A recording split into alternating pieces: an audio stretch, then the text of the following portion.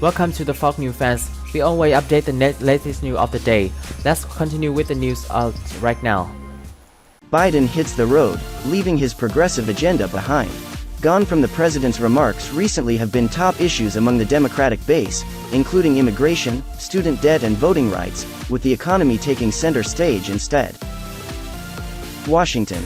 When President Joe Biden took to the road this week, looking to shift attention back to his domestic policy efforts, there was a heavy focus on the economy, and no mention of his most progressive agenda items.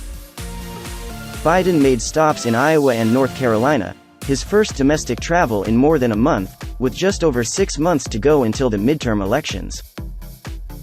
The president plans to make trips to Oregon and Washington next week as other top officials make swings through 25 states over the next 3 weeks, with a specific focus on rural communities. As Biden ramps up his travel again, his message has increasingly focused on promoting the work his administration is doing to try to lower prices amid record inflation, and to pin the blame on Russia's invasion of Ukraine. Voters have said inflation is a top concern, and just a third approve of Biden's handling of the economy in a March NBC poll. "I'm doing everything within my power, by executive orders, to bring down the prices and address the Putin price hike," Biden said at an Iowa event promoting the use of ethanol next to a large pile of cornmeal and signs reading, "Lowering costs for families." But gone from Biden's remarks recently have been top issues among the Democratic base, including immigration, student debt and voting rights. White House officials have acknowledged they have little chance at passing any major legislative policies this year given divisions not only among Democrats and Republicans but also within the president's own party. Instead, the White House has been focused on more modest efforts, such as COVID funding and passage of a bill to support the semiconductor industry, the focus of this week's trip to North Carolina.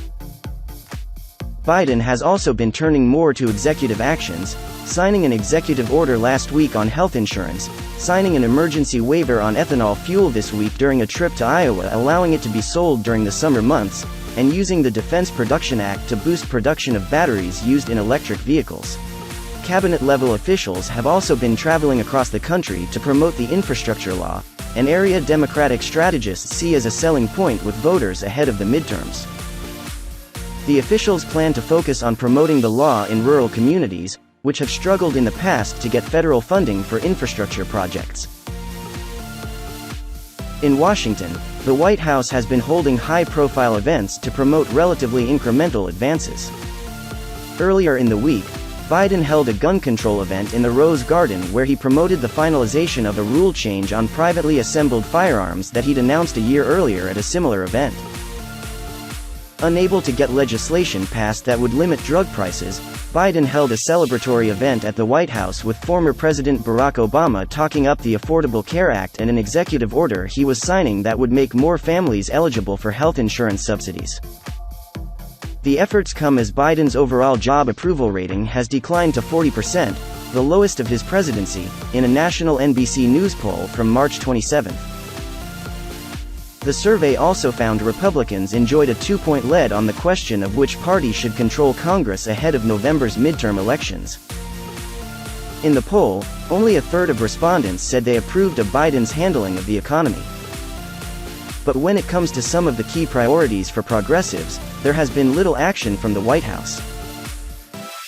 Democratic strategists say that could hurt Democrats in November if their supporters continue to feel their top issues aren't being addressed.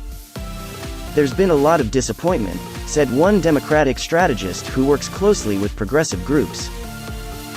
"There is a lot of apathy. I think voting rights was kind of the thing that broke the will."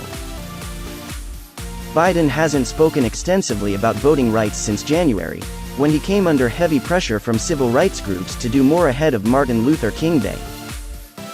During his State of the Union address, he only made a passing reference to legislation that would restore and strengthen parts of the Voting Rights Act. Even climate change, which Biden emphasized heavily at the start of his administration, has appeared to take a backseat amid high gas prices. Since Russia's invasion of Ukraine led to a spike in prices, Biden has called for more oil drilling by oil companies, including on public lands.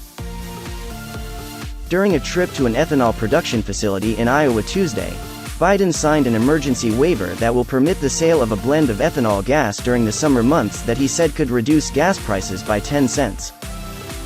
Environmental groups criticized the action and said the move could hurt air quality. They also cited evidence that increased corn production for ethanol could increase greenhouse gas emissions, and a study published in February said ethanol may be worse for the climate than gasoline.